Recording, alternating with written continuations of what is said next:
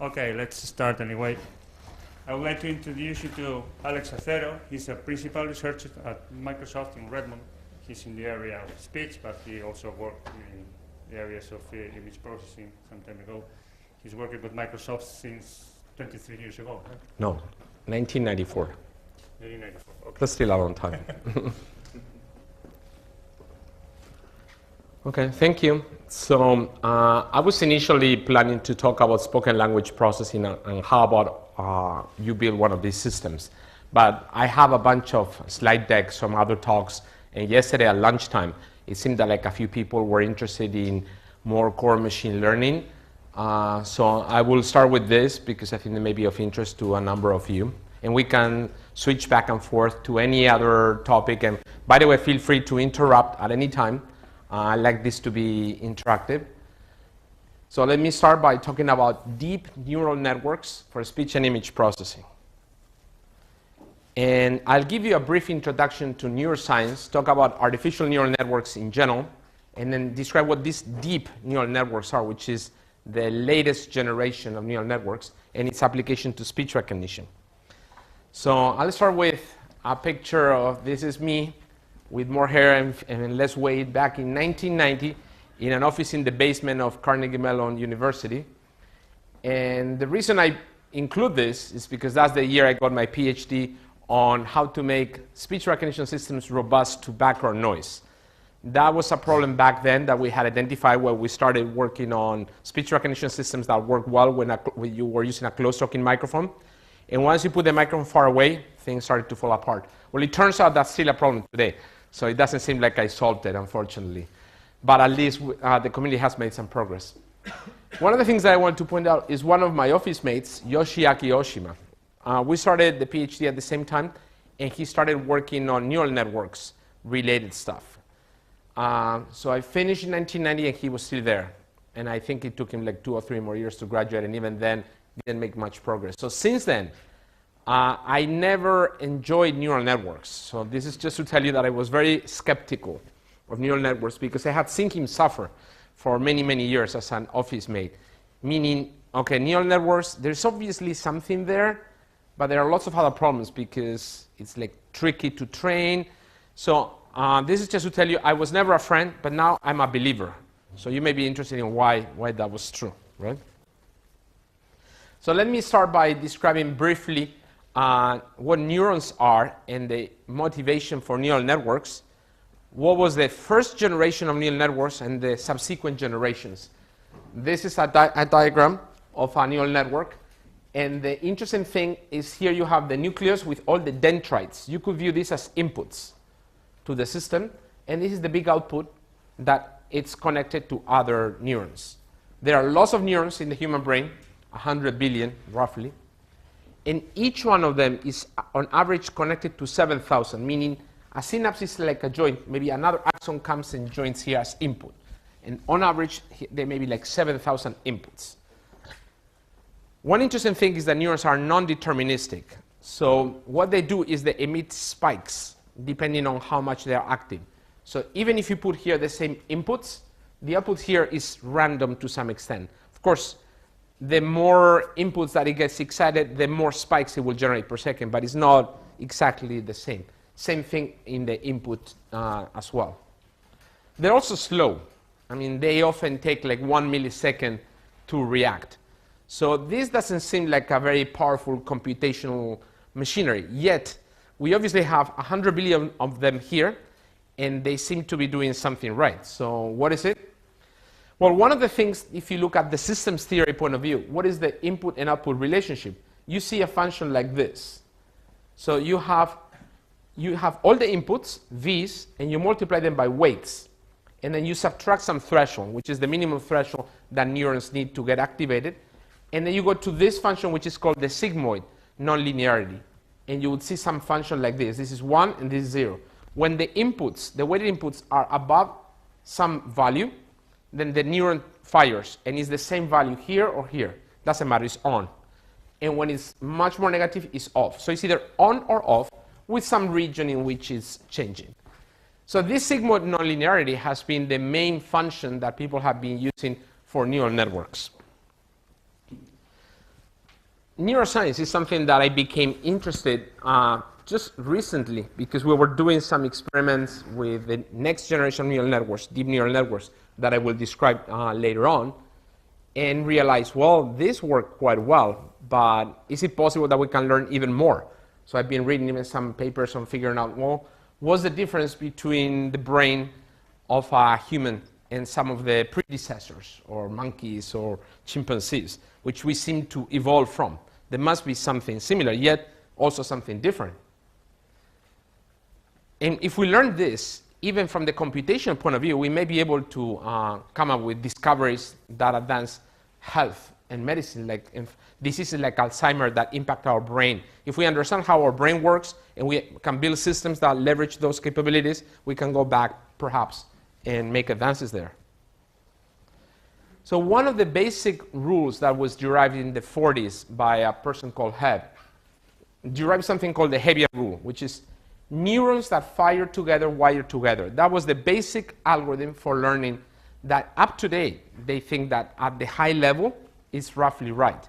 So if the input of the neuron and the output of the neuron are on at the same time roughly, that means that the weight between the two neurons is going to get bigger. That mathematically is not so easy to describe, right? This is also something that I found interesting. If you look at the number of synapses or connections that the human brain has, we start at this level, and then we peak, we increase the number of connections up about 2 years old. So a 2-year-old has more synapses than all of you, because then we decrease. But the interesting thing is that this is not steady. There are always creation of synapses and destruction of synapses. In creation, it's just as important as destruction. So creation means that you create random connections between neurons, just completely random, and then using this rule, if you see that some inputs and some output are correlated strongly, those connections will get strengthened, and they will remain. The ones that don't seem to correlate, they disappear and die. So when you happen here, after you reach adolescence, you have the same number of connections because you create some and you destroy some, and roughly you keep active about the same. That's one of the reasons we can learn new concepts, because we create new synapses where none were there, and we increase those weights, and other things we forget. So those are very interesting things. So let's go from the motivation of neuroscience to the artificial neural networks. And I guess a milestone started in 1958. I'm going to give you a little bit of a historical perspective because I find it useful. Otherwise, we may repeat the mistakes of the past with the next generation, and we may also not know what to do next. So a lot of that, and probably some of that, is something that you've studied in your machine learning classes. But I will describe them here briefly, just focusing on some of the big transitions from one generation to the next generation. So in 1958, Rosenblatt defined the linear classifier. Pretty simple thing. So you have, let's say, a two-dimensional input vector, V1 and V2. Of course, you could do this in multiple dimensions, but just so that it's easy. And you have classes, one class on one side, one class on the other side, and you want to find a dividing line. So that if you can compute, in this case, this function with these weights equals B, that's the line that is in the middle. If it is bigger than B, you say, well, it's a triangle. If it is smaller than B, well, it's a circle. And it turns out that you could define this as this function, as a sigmoid function, like that. In this case, it's separable, so it doesn't really matter what the shape of this is, but you could find a non-linear function like this. And that's what he did for the perceptron. Interestingly enough, this was motivated by, in part, the behavior of the human neuron system, right? It's the same kind of function. Where did it come from? Out of thin air. He just thought this works, let's use it. Which is part of the reason why I wasn't that excited about neural networks at the beginning. So, well, why? Just because humans have this function, should we use it too? And we don't quite understand why, but it seems to work, so okay. So how do we do the learning here? So what we want to do is, let's say we have 3 inputs or 3 weights and produce 1 output. We want to compute the errors, the sum of errors, if we have a number of samples, t, let's say, and we have the h is the value of the network, And we have some learning examples. We have labels L. So we want to compute the distance and compute the error. Ideally, if our network has learned properly and the problem is linearly separable, this should be 0. The error should be 0. Because problems in general will not be linearly separable, there will be like some points that fall on the wrong side of the line. That's just what happens. This may not be 0, and that's okay. But you still want to find the weights that minimize this error. This seems to be like a reasonable criterion. Again, this is the function here, and given by this sigmoid, which, by the way, this is the equation.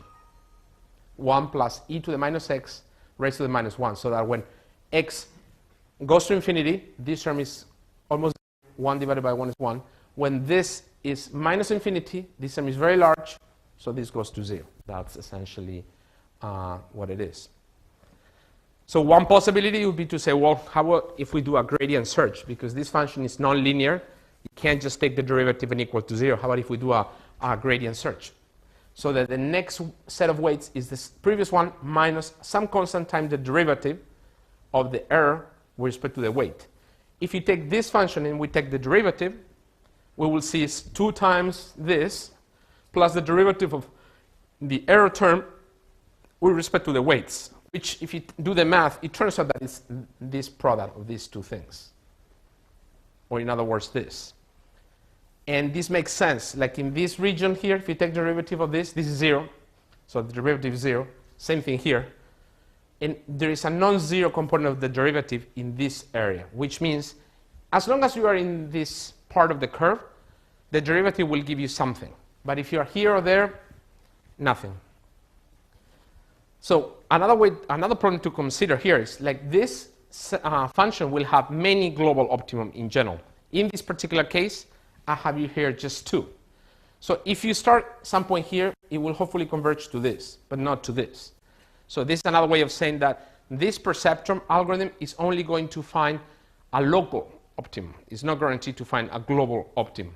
This is a simplification. In general, there will be like lots of optimum, maximum in the function. The vector will be very large. So this is definitely going to happen. But this worked pretty well. Until a famous paper came in 1969, authored by Minsky and Papert. And Minsky was considered to be one of the 4 founders of artificial intelligence. There was like a meeting in Dartmouth College in the early 60s where 4 big names in artificial intelligence, Minsky being one of them, met and decided to coin the term even of artificial intelligence. So Minsky was very influential.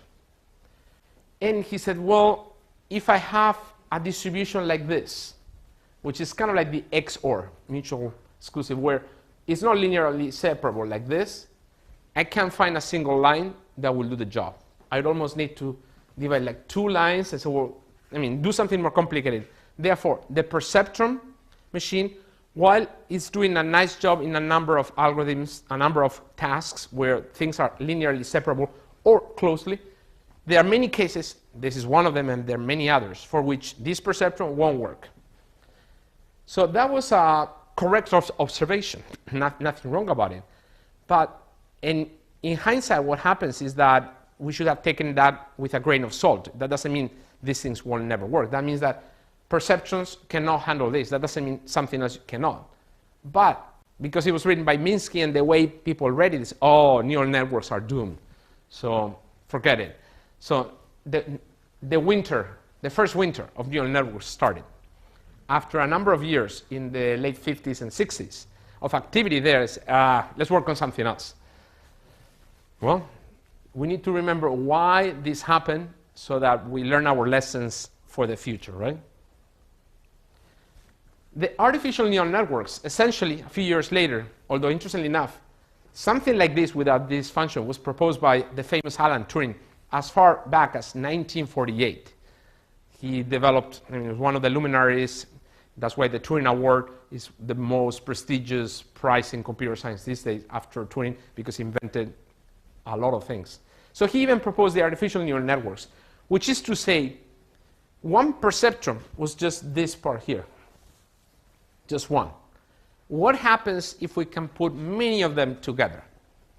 Like this is the first layer, so we put many of them, and then we have maybe a second layer, or even more, until we compute the true outputs.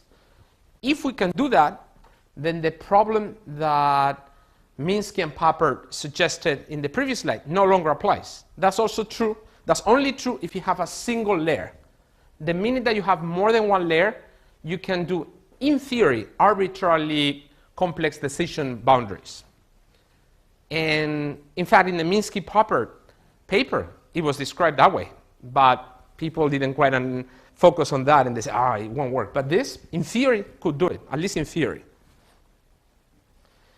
So there was, in fact, the same year that the Minsky and Papert paper came, starting the neural networks into the winter, there was another paper that was hidden, and many people didn't even notice because they had said this is not going to work, right?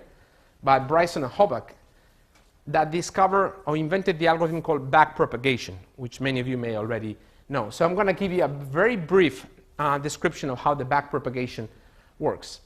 But it turns out that it was dormant for many years. People were not even paying attention to it until 1974, where a Canadian physicist, Jeff Hinton, rediscovered it.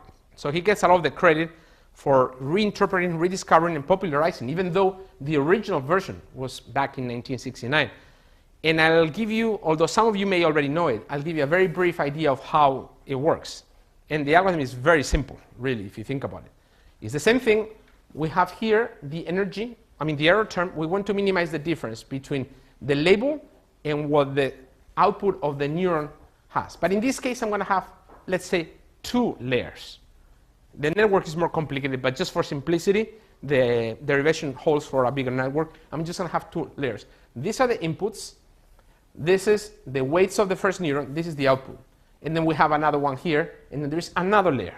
So we want to minimize the errors here, which is the output of this, H21, minus the label. So if this is the function H21 as a function of the H11, H12, H13, and the same thing here with H12 as a function of the visible units. V stands for visible in these things. We want to find the weights here, these weights, how these weights change by looking at the error here. The idea of backpropagation is the error here backpropagates to this one. And that's what we can use to adapt these weights. So if we take the derivative, the gradient just as we did before, but in this case the derivative is more complicated because it has this term here. This part was the same as before, but now this term is because you cannot compute things directly. This is not fixed. This before was the visible units, and they were fixed. They were just the observations. That's no longer true. That's a function of the previous ones. So we need to replace with this term where there is the derivative of this value with respect to this, which is, again, same thing. So this is the idea of backpropagation. The error here backpropagates here until it reaches down and then up. But the idea is the same thing. We want to find the weights of the system that minimize the error between a set of labels that I get and the output of the system. And we tweak the weights, all of the weights of my network to minimize that. And the way we do is the chain rule, basically. We take the derivative, we propagate it, and mathematically, again, it's very simple. Same thing. We can get stuck into a local optimum if we do this. Only that here, because of this looks much more ugly. There's like tons of local optimum that you can find in this surface. And the problem of convergence is much more difficult in theory. Although, if you do this, you will converge. If you have the right weight here, you will converge to a local optimum. So that's the algorithm of backpropagation. And there were many papers. For a while, it was just Hinton that rediscovered in the 1974 paper backpropagation. And he was one of the few people that was working on it until the 80s. There was some activity, but not much. And definitely nothing in speech recognition. Speech recognition is the area that I was following closely for my thesis and ever since. And there was a flurry of activity of using neural networks in speech in the late 80s. That's what I call the classic period. And the interesting thing, they use neural networks for AESR, time delay neural networks where the inputs get shifted and the weights are shared. Recurrent neural networks where the output of the network at the previous time was also input for the next time, so you can have somehow history that way, and a number of other variants.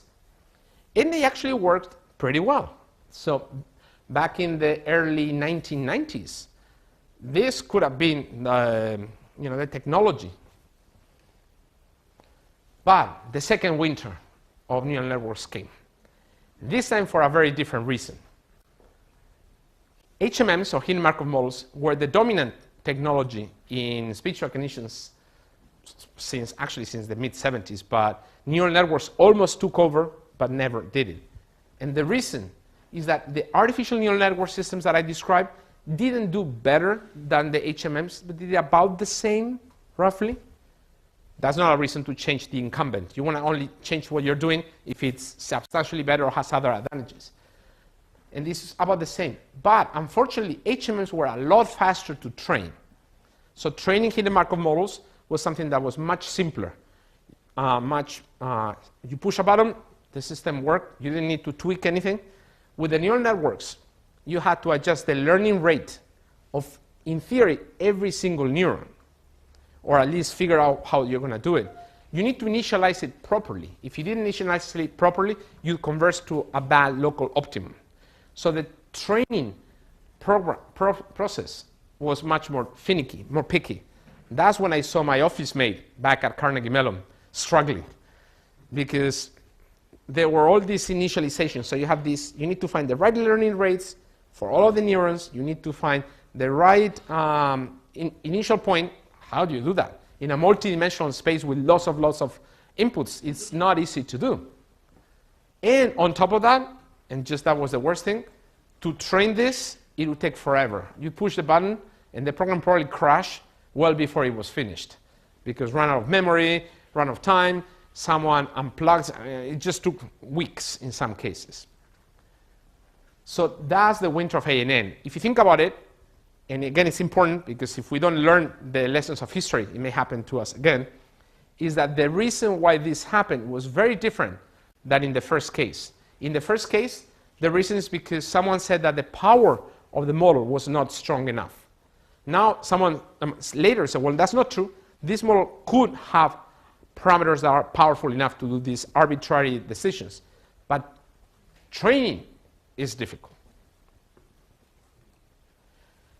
And this is the renaissance after the classic era. Here I have a picture of Jeff Hinton, who is probably credited with being the main person behind neural networks, if you average over decades that he's been working on it. And back in 2006, he coined the term deep belief networks, or deep neural networks. And you will see both the DBN and DNN. People don't like DBN because there's also another acronym, dynamic Bayesian networks, which are very different animals. So that's why we call it deep neural networks. Before I tell you what they are, let me also tell you that the first time I heard this, I thought it was very presumptuous to call it deep. Because what is the difference? I mean, it's called deep because it has many layers. I mean, just because your parameter n is 5 instead of 2, you want to call it something different? I mean, I thought it was a little bit too much at first. Again, I was coming from the skepticism of having had an office mate that almost cried on my shoulder once in a while because things were not working. So I thought at first it was presumptuous, but you know, it's okay. One of the guys in my team one day came, he was going to NIPS, and said, well, there is this new thing, deep neural networks, and I think this is going to be it for speech too, and I want to spend some time on it. But by the way, before we do this on a speech, I want to use it on this MNIST task. MNIST is a task developed by NIST. I don't know if you know about NIST. It's the National Institute for Standards and Technology, based in the United States near DC. And essentially what they do is they often come up with standard test sets. That's why they do standards. They are also responsible for your atomic clock precision. They have an atomic clock in Denver, Colorado, and others, but that's a separate story. So they developed this task, which essentially is like a collection of handwritten recognition numbers. In this case, I show you a 4, but you can imagine there are lots of other numbers. And the goal is to build a system that can look at this image and say, oh, that is a 4. It's not a 6 or a 9, let's say, in this case. A 9 sometimes could be confused because it's not that different than a 4 if you think about it. So that was that task. And he came and said, well, I want to do this. I said, well, but you're in the speech group. Why do you want to look at handwritten recognition? And that's one of the things that is good to have the freedom of researchers.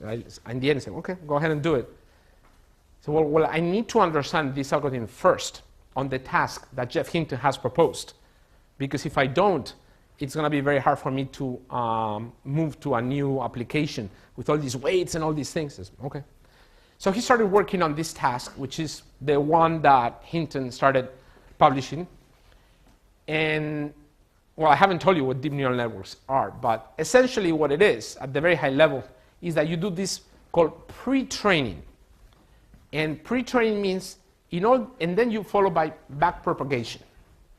So pre-training means we know that these neural networks are very picky and finicky to the starting point, the initial condition. So if you use this pre-training algorithm, and I'll tell you what that is in a bit, it's going to converge to a much better initial point. So, and that's, as we know, very important. And then they do backpropagation, also call it fine-tuning. The reason why it was called fine-tuning is because the initial point is actually already a pretty good point. And it's been developed using a theory called restricted Boltzmann machine, RBM for short. And that initial point you can update a little bit by doing backpropagation and get the final result. So that's the high-level idea. He got very good results, and most of the reason why he did get very good results was the very good initialization. So there were like 3 problems, if you remember, why the second winter of neural networks started. Is initialization is very difficult when you have input features that are many hundreds of thousands. It's just you don't know how to do it. If you have many weights, this provides good initialization. Convergence speed. Well, it turns out that that was a problem in the early 1990s. But since then, Moore's law had helped us with faster and faster processors.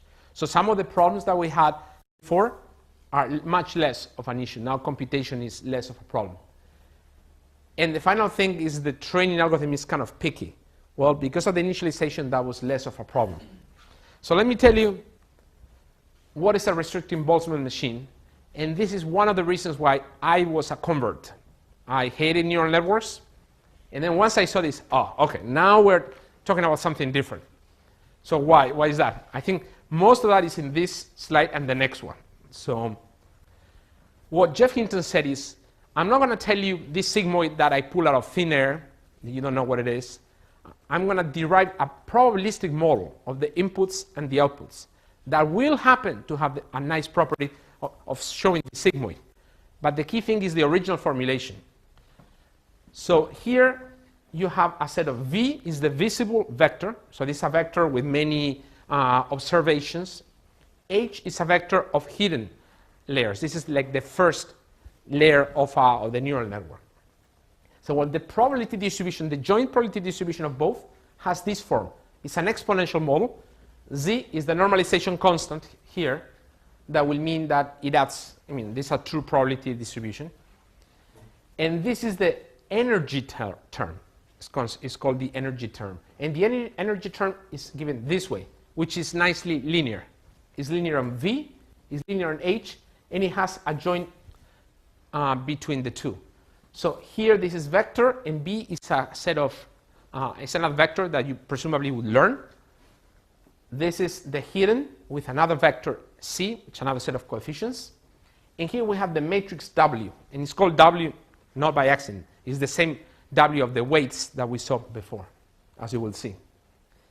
So this seems pretty simple. It's like a linear everything. This is log linear. So, we had a lot of experience with maximum entropy models, for a lot of applications in machine learning or log linear models. So when I saw this, I said, well, this is interesting. I would not be surprised if this is good. So what? But we've been using this. What happens? Well, let's look at the marginal. What is the probability of the hidden if you know the visible? So you need to put this term, the z constant goes away, and you divide by the probability of the visible, which is this, but sum over all the h's. If you express the energy function here, you get this, no different. But look at this term. This term is not a function of h. You can cancel out, so it disappears. And once you have this here, it turns out that h is binary. So all these systems are binary, 0 or 1. And if you assume that v is also binary, so the inputs are 0 or 1, it turns out that you can prove that this is just a product of these guys. So all of the h's are independent of the other h's. And this function here is like, whoop, what is this? This is the sigmoid function that we saw before. So the reason why I got excited is that before neural networks, at least what I had seen, is that you use this sigmoid function. Why? Because it sounds reasonable, seems to do a good job in perceptron, linearly separable data, and it seems to be what the human brain is using. Okay, but that wasn't satisfactory enough. Now I can see, oh, this function, yes, may have those other motivations, but it also comes if you have this model. So if you have this model, there may be other things now that we can do. Interestingly enough, if you do the same math, you can also compute things in reverse. If someone gives you the set of hidden values, you can also compute what is the probability of the visibles. So you can interpret the model too. It's not just you put things as input and numbers happen, and in the end, you see if you got it right or not, which is not very intuitive. But also, if you have a vector of hidden values, you can see, oh, with those hidden values, what kind of input is the most likely thing that would trigger? And it's also a sigmoid. Oh, that's kind of interesting. And it's also independent. So you can go forward and backwards.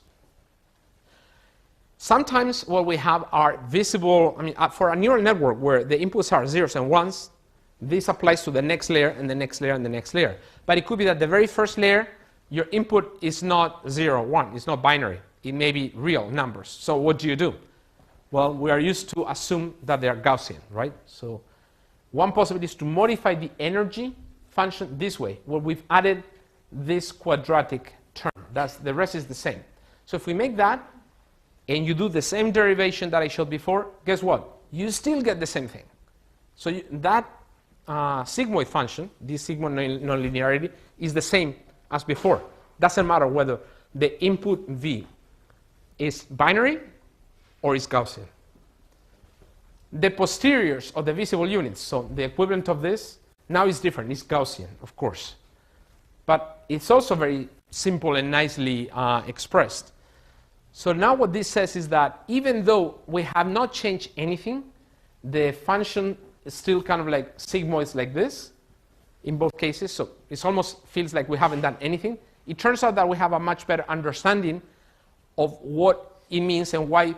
It's almost like now we know not just the output of the system, but also what is going on inside the system. And as a result, we may be able to do other things. For example, one typical thing that we might want to say, if we have the distribution of the visibles given these hidden values, these parameter values, we may want to find the maximum likelihood estimate of the C, B, and W that maximize the probability of the observations. That sounds like a reasonable thing to do. And of course, because what we have is the joint distribution, we need to sum over all the h's and do this thing. And this is something that, because we now can interpret things probabilistically, we may be able to attack this problem. Even though, of course, there's a little problem, which is now this is nonlinear, highly nonlinear. So that may not be straightforward, but at least one can try to do this. And in fact, there is another algorithm called contrastive divergence that is doing essentially a maximum likelihood estimate of those parameters, an approximate maximum likelihood estimate. And this is the way it works. Let me give you first the intuition and then the formula, because it's actually also quite simple. What we want is to have the weights from one iteration to the next to be the difference between the correlation between the visible and for the data that we have and what the model would provide. So if my model tells me this and my data tells me is that, well, I want to increase the weight for the next iteration. Once it's converged, what you expect is that what the model tells you and what the data tells you is the same. That's kind of the equilibrium point. That's the intuition. The true derivation is much more complicated, so I'm not going to show it here. But the way it works is we initialize this. This is my input samples, the input data that I want to train in. And from here, I sample from a distribution. And I pick from this distribution, because it's just sigmoids, it's easy to, I just draw some points. From these points, I can go up and now down, because it's the same formulation, the sigmoid going down. I can sample back, and one and so forth until this is like a sample from the model. And I do this many times. If I keep doing this up to infinity, this would be a true sample from the model. It turns out that I don't need to do that. If I just use this, it seems to work empirically. There is no mathematical proof that that's true, but it converges. So essentially, we start with some random values. We go up and down, up and down, up and down. And every time we change the weights, and we do several iterations. And that's how contrastive divergence works. And going back here, that's an approximation of this. So we'll find the W that maximizes approximately this. That's probably a better initial condition than just setting the weights at random. And that's very important to get a good initial condition.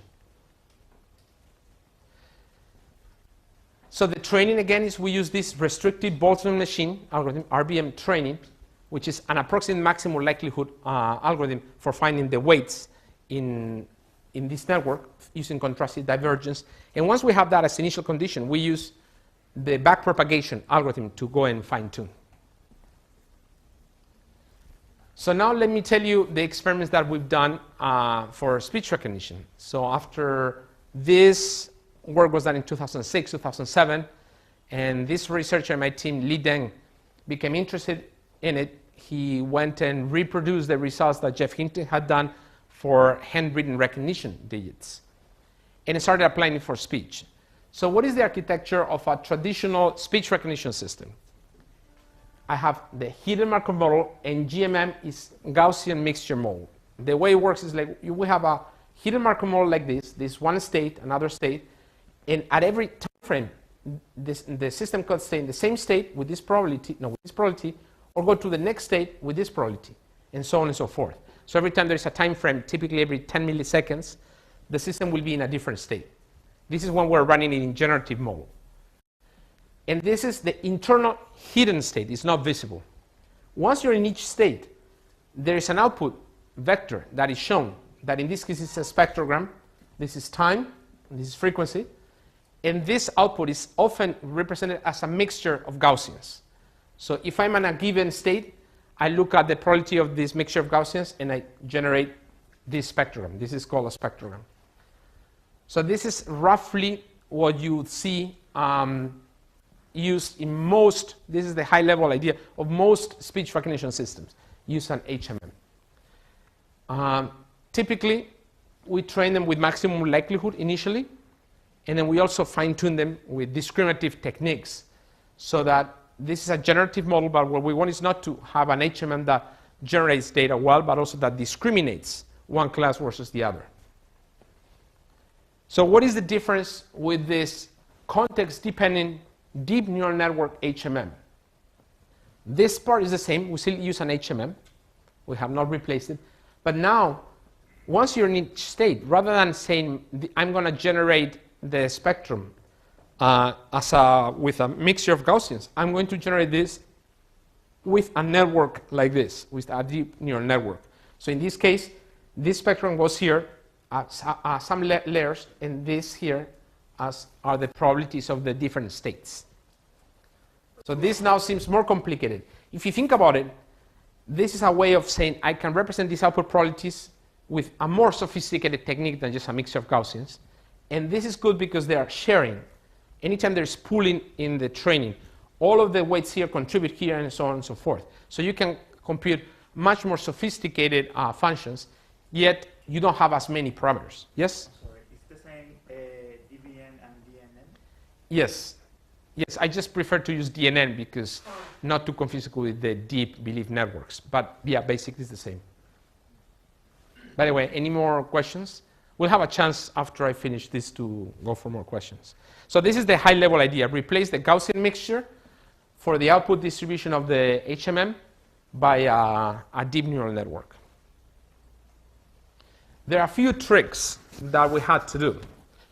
This HMM is using a generative model. So it's expecting something like this. What is the probability of the observation given that you're in that state?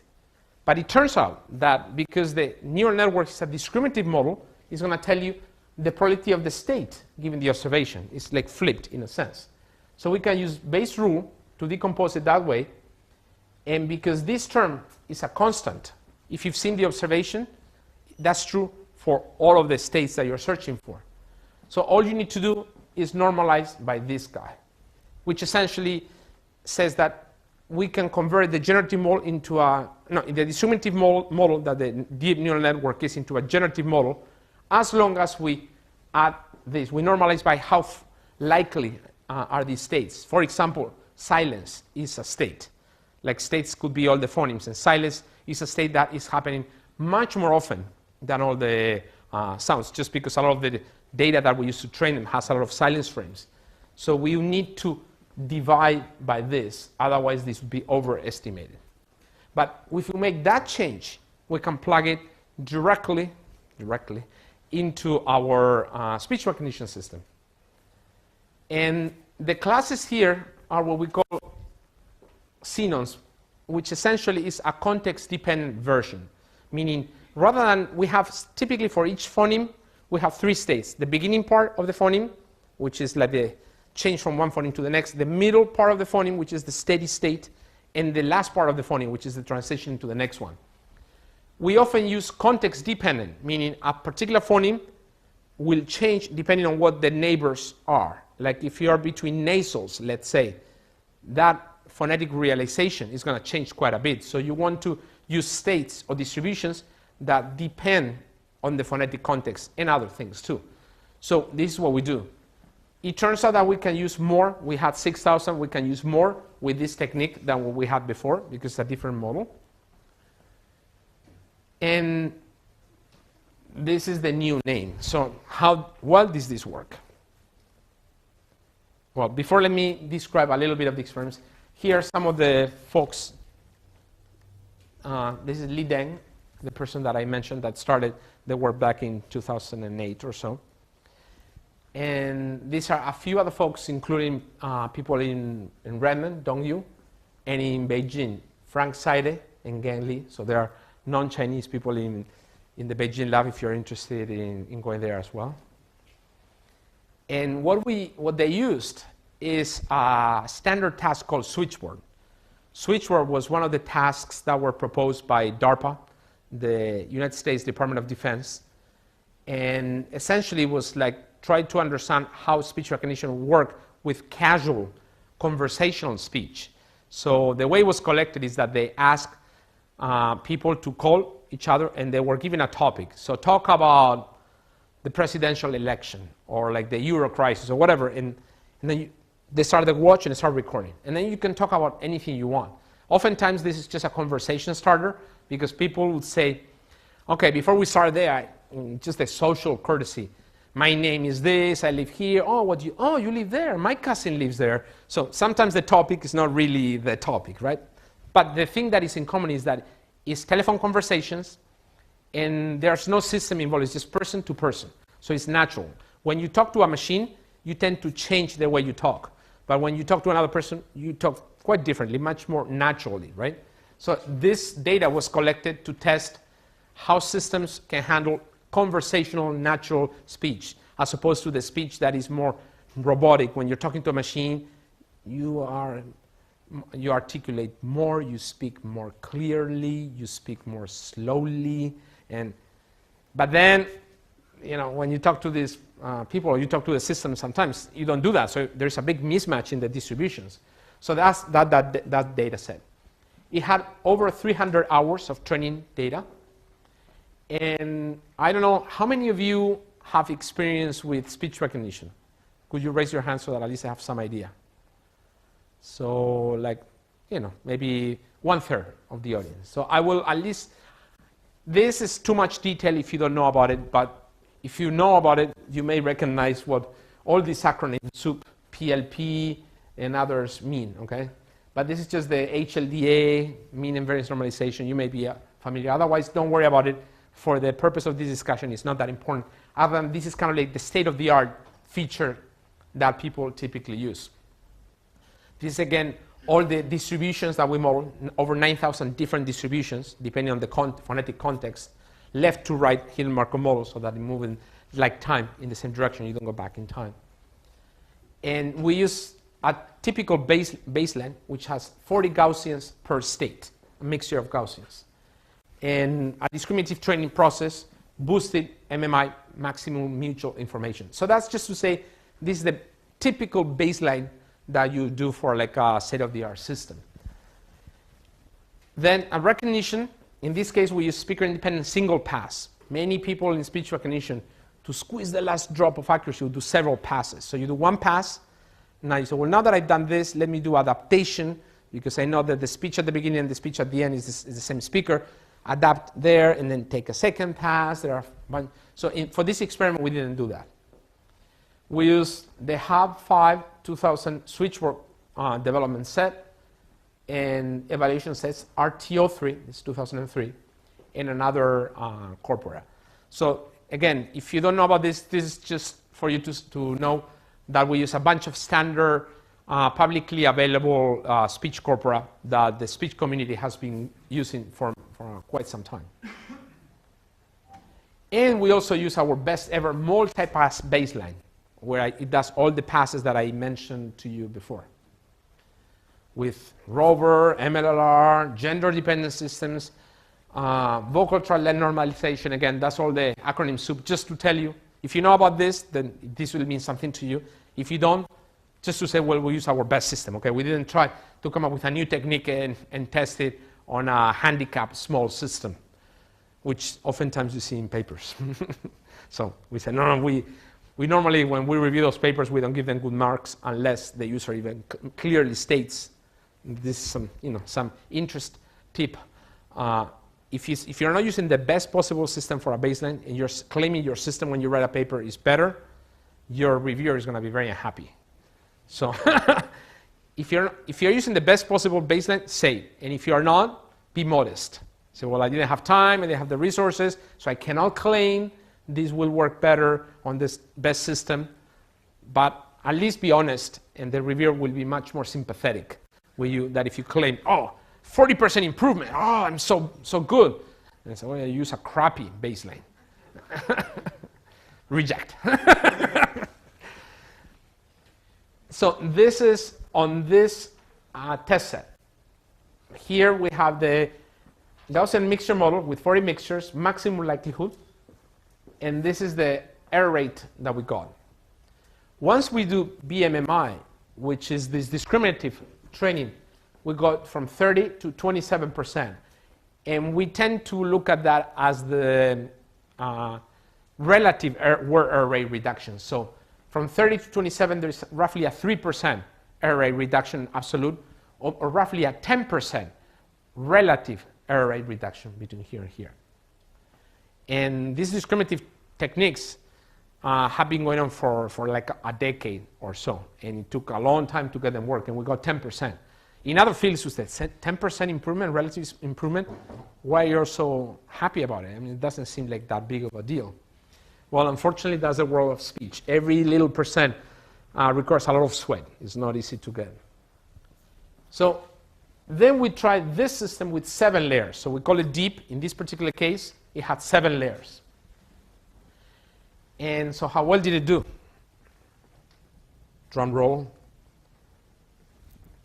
So it got 18.5%, which is a relative reduction of 33% over this number. That's like, I've been involved in speech since the mid to late 80s. And normally, the last time I saw a 30% type style reduction, word array reduction relatively, was back in 1989. That's when Kai-Fu Lee at Carnegie Mellon, who was one of my thesis advisors, came up with this large vocabulary system with these context-dependent units and all these things. Since then, it's been like a gradual trickle of 5% relative here, 5% relative there.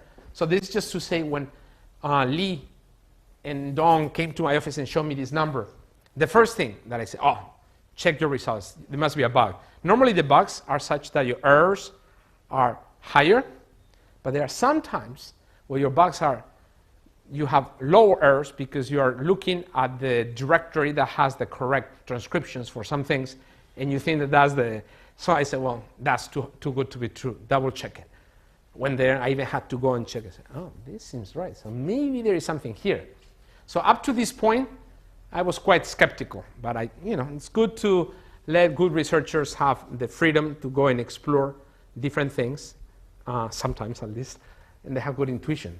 And after this is when I started learning a lot more about the technology. So, well, if any time that you see something like this, there may be more where that came from. This is not that we are done. This is just the beginning of a new era. Just to be fair, if we use more training data on the baseline, on the traditional baseline, we get something that is similar. This is meaning, well, we shouldn't chant victory too quickly, but if you use more training data, we know more training data generally is better.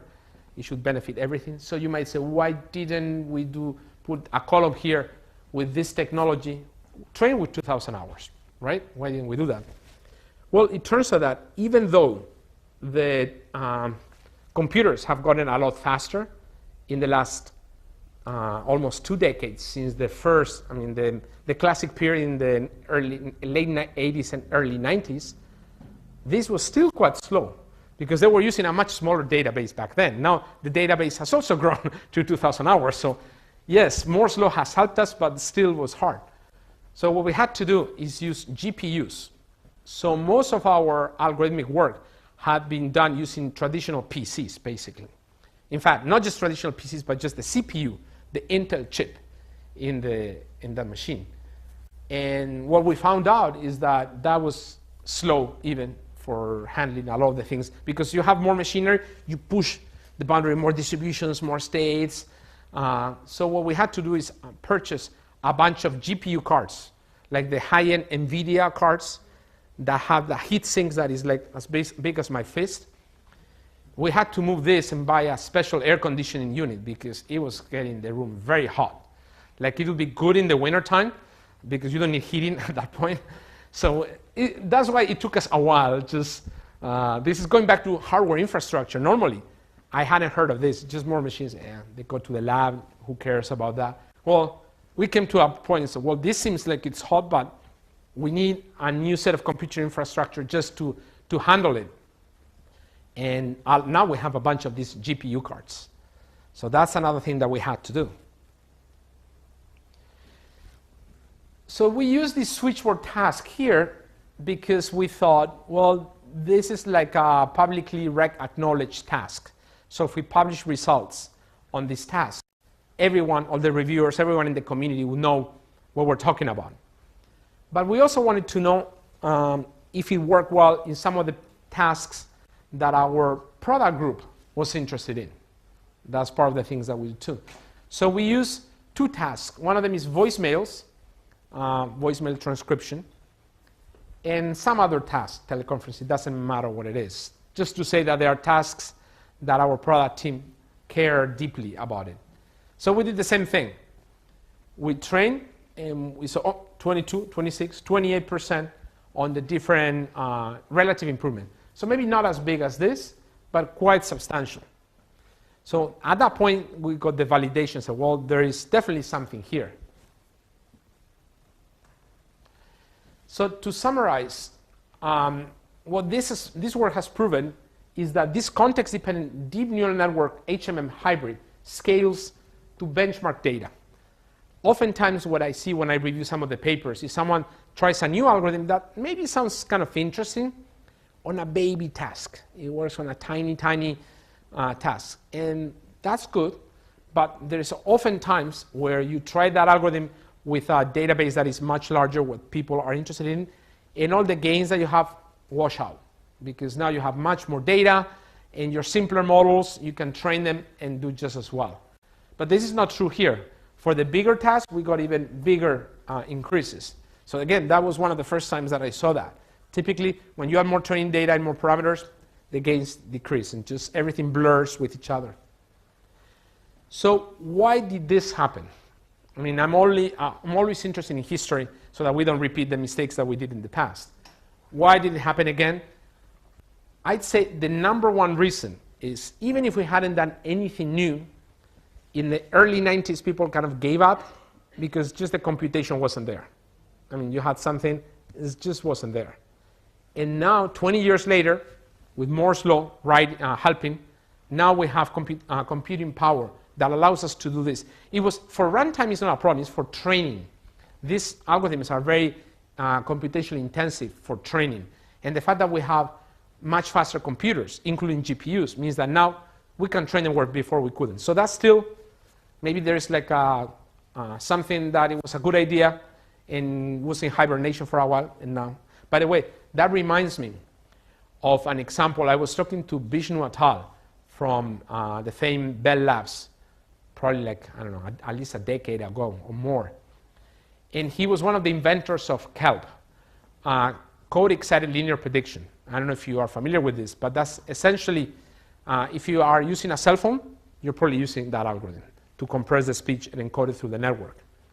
So when he first developed it in 1980 or 81, he told me, oh, we didn't bother filing a patent for it, because to encode and decode 1 second of speech, we had to use the entire mini computer that we had in the lab for 2 days. So I said, well, that will never be practical. Guess what? Yes, in 1980s, it's not practical, but there are not very many cell phones at that point.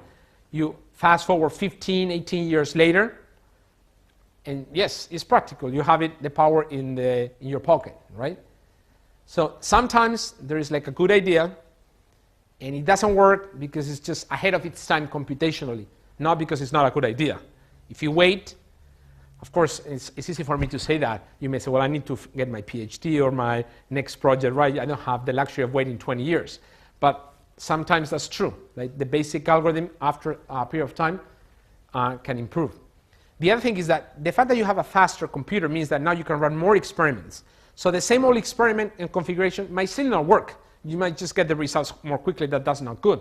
But because you can run more experiments, you can say, well, how about if I do that instead? How about if I do this instead? And you can run many of them, and now one of them will work. Before, you had to really think very carefully which is the experiment you were going to run, because that was it.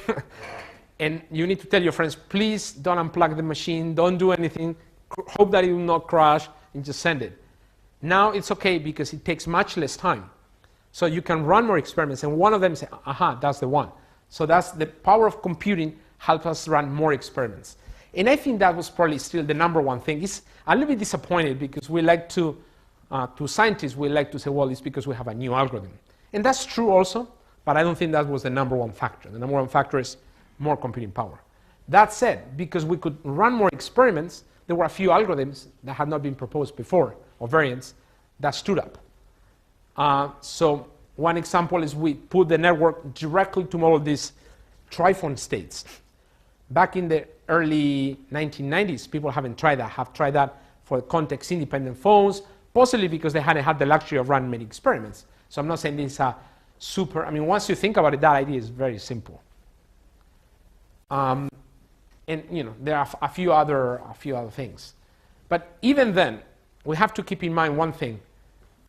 We have much faster machines, but still slow. We need to buy these cumbersome machines that we cannot put them in a server rack easily because they use all these GPU cards and special software. So there is still, it's not like I'm satisfied that, oh yeah, computation is not a problem. No, it's good enough that we can run these experiments, improve it on benchmark type data, but it's not necessarily good enough that we say, oh, we're done. And there are two ways. One of them is just wait. There will be faster NVIDIA cards and faster Intel chips. That's one possibility. And yes, we definitely want to latch onto that. The other one is Now there is an opportunity to try new algorithms that may be better computationally. This is the other problem, and maybe they are related. These things will still get stuck into a local optimum. It's less big of a deal, typically, because if you initialize it with this RBM technique, it converges to a much nicer place. It doesn't use this sigmoid, which means that you only look at the gradient in a small region, non-zero gradient, whereas the rest of the time, the gradient is zero. So you're trying to get, and you're stuck in an optimum you can't escape, right? So this is still a problem, less of a problem, but still a problem. So both of them are less of a problem than before, but still a problem. So I think this is a very rich area of research, and I'm very bullish now after 22 years with that picture where I was very hesitant about using neural networks. I hope that you believe me that this is something worth considering. And I don't know what your research is these days, but these techniques have been very successful, not just in speech. Our lab has been leading the pace in using this for speech. And now you see the number of papers in the recent ICASP and more recent conferences. There are lots of papers on this space. But also in image processing. Again, it started with Jeff Hinton doing this work on the handwritten recognition tasks.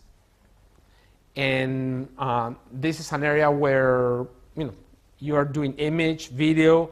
There's a lot of interest in using this type of techniques. And now that we have a better understanding of the theory and results across many different tasks, a lot of researchers are jumping in. So if you're looking for a topic for research, this may be a good one.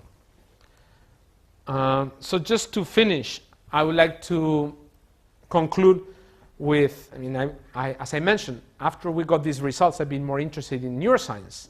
I always found it a fascinating topic, but I was always too busy to even look at it because there was also always something else to do. But here I said, well, now I have a reason to look into this. And natural or artificial? Well, at some point, I wonder, now that I have a better understanding of artificial neural networks, there could be cases that are better than natural human networks. There are cases where they're worse. And the reason is I ran into this test. There's all these studies showing given tests to high school students. And at least in the United States, apparently this was a popular problem. You see this problem for high school? This triangle, 4 centimeters, 3 centimeters, and x, find x. Well, of course, trivial for you. But for many high school students in the United States, it wasn't so easy. This is a very typical answer. Clever, huh? So you could argue that our artificial networks might do better than this. Here's another example. What is the language spoken in Latin America? Any guess of a popular answer? Yes. So I could imagine that artificial neural networks might be better than natural, at least in some cases. But at the same time, airplanes don't flap their wings, or at least today's planes don't do. I managed to find a picture of an old one that did, and they can fly. So it doesn't mean that we need to mimic completely. If we're going to build an artificial system, a computer system, it doesn't mean that we need to build it exactly how the human brain works. But it's still helpful, given that we have these techniques that work quite well, to understand some of the fundamentals, to see what makes sense and what doesn't make sense to adopt. This was, again, my position back in 1990 when I said, I don't believe we need to do things because of this reason. But it's also true that maybe planes fly faster than birds, not using their techniques, but there are lots of areas, especially in artificial intelligence, where humans do still better, with a few exceptions, okay? So it's still, we need to be having a balance. We need to see what is it that we need to do, learning from how the brain works, which for artificial intelligence tasks has proven to be a very good system. And at the same time, be practical and say, well, it doesn't need to copy exactly things, especially if we don't understand it. That's why I switched. So, well, now I'm happy to do these neural networks because I understand there is a probabilistic formulation behind it, which allows me to do maximum likelihood estimate of this, or many of the other techniques that we learn in machine learning that now you can use there. And that's why it's, well, I don't need to use exactly how the brain uses it, yet I know maybe how we can do the balance.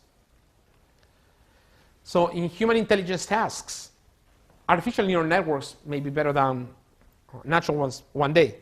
But for now, we still need to learn a lot from the human brain.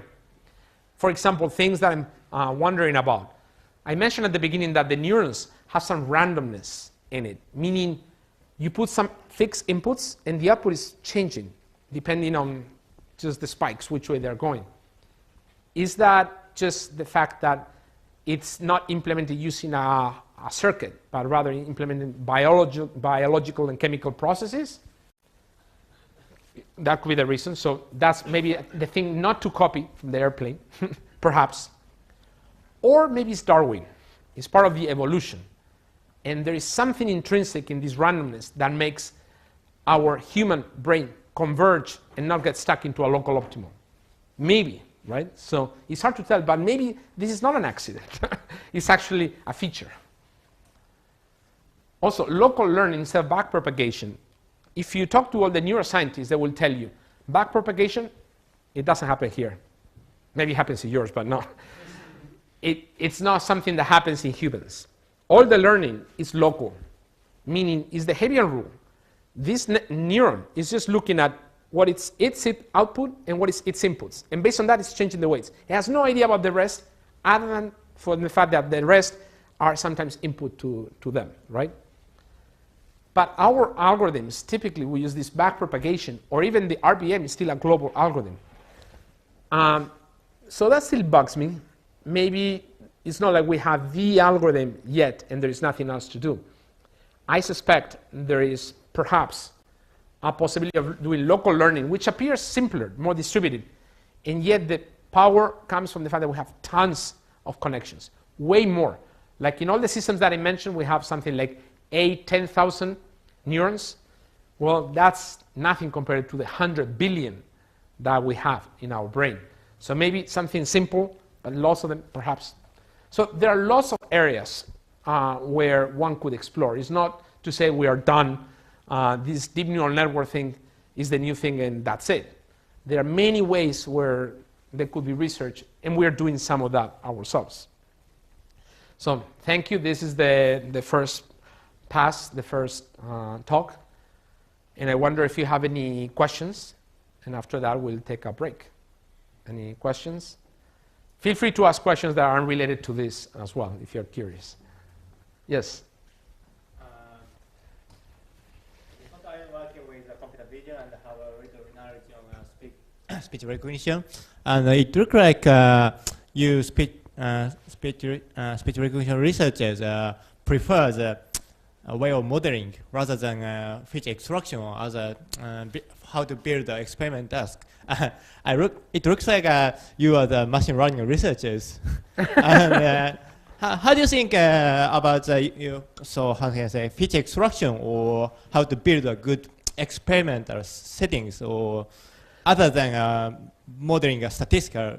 So you're not as very involved in the speech recognition community. Like if you go to a speech recognition conference, you will see a lot of sessions on feature extraction too. Okay. What happens is that they don't do much. They don't move the needle very much. So I didn't talk about it. But people are trying because they feel, there must be a better feature. Let me try this, let me try that. But it's very ad hoc. Will you try one and see if it works? People have done a lot of experiments and noticed that it's hard to beat our current system, our current feature, MEL, frequency capsule coefficients, with delta and delta deltas over time, with like an HLDA, linear discriminative analysis transform, or PLP. And people are trying. It just doesn't go anywhere. That's not true for other communities. Like, for example, in the information retrieval community, if you come up with a good feature, it can really rescue you. It's like really big.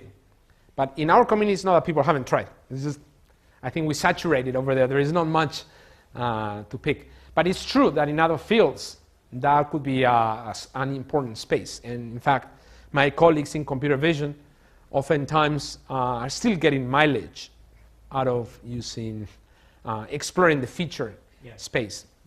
And in fact, even in speech, one of the things that we've done is we use what we call bottleneck features, which is a deep neural network where we constrain At the first layer, we have many neurons. The second layer, fewer. The third layer, small, and then increase again. And we take the output at the bottleneck and say, well, that's my feature. And we pass it to a traditional HMM system. And we get gains too. But if you think about it, that's just kind of like cheating. It's like, well, this is the model. So those features are really good. But they are not obvious. They're just like, learned automatically through this deep neural network. So those are the only features that seem to have an improvement in the last 10 or 20 years. So at least in speech, there isn't really much that we know of, okay? There may be something there dormant, waiting for someone to find it. I would not recommend that, but I think that's okay. If someone is interested, someone could find it. I'm more excited, at least for speech, on the model itself. But it's true that in other fields, there's still a lot of mileage that you could get by looking at the features.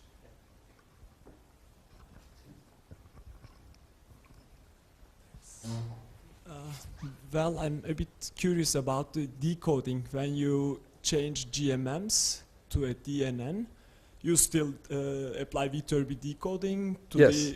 the likelihoods, or Yes. it goes exactly the same?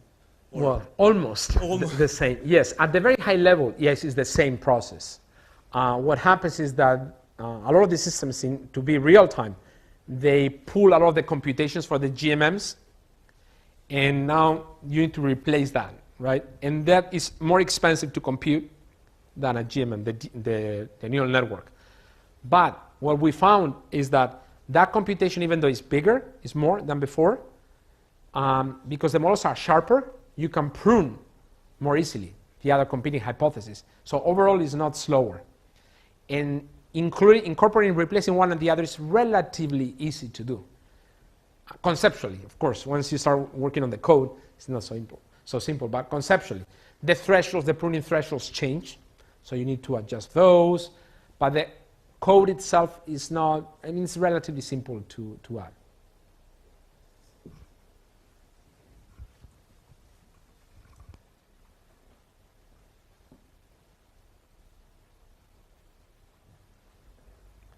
Okay, so I think this is a good time to take a break. Thanks.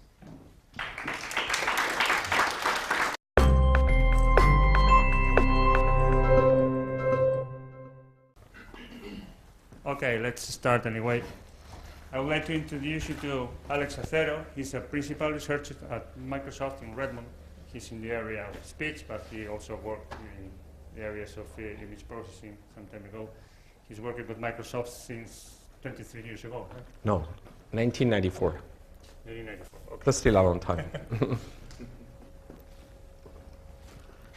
Okay, thank you. So I was initially planning to talk about spoken language processing and how about you build one of these systems.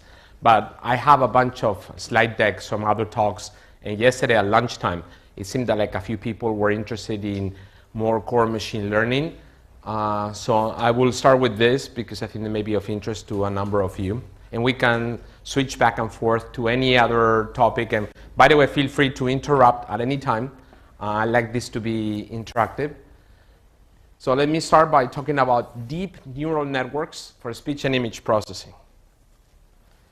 And I'll give you a brief introduction to neuroscience, talk about artificial neural networks in general, and then describe what these deep neural networks are, which is the latest generation of neural networks and its application to speech recognition. So I'll start with a picture of, this is me with more hair and less weight back in 1990 in an office in the basement of Carnegie Mellon University. Fires, and it's the same value here or here. Doesn't matter, it's on. And when it's much more negative, it's off. So it's either on or off with some region in which it's changing. So this sigmoid nonlinearity has been the main function that people have been using for neural networks.